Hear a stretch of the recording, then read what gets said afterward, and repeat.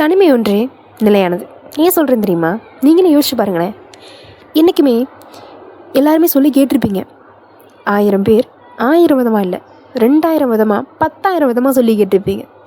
அதாவது நான் இல்லாமல் நீ ஜெயிச்சிட முடியாது, நான் இல்லாமல் உன்னால் ஒன்றும் பண்ண முடியாது, நீ எல்லாம் வேஸ்ட்டு தெரியுமா அப்படின்லாம் சொல்லியிருப்பாங்க.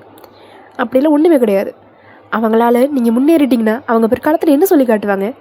நான் இல்லாமல் நீ இந்த நிலைமைக்கு வந்திருக்கவே முடியாது தெரியும்ல, நான் இல்லாமல் உங்களால் என்ன பண்ண முடியும், இப்படிலாம் வந்திருக்க முடியும்னு நீ நினைக்கிறியா அப்படிலாம் நிறைய பேர் பல விதமாக கீழ்த்தனமாக பேசுவாங்க. அதனால் நினச்சி நீங்கள் கவலையே படாதீங்க. உங்களுக்கான ட்ராக் உங்களுடையது. நீங்கள் இதில் விடாமல் முயற்சி போட்டுக்கிட்டே இருங்க. முளைக்காதது உரம், முளைச்சது மரம்.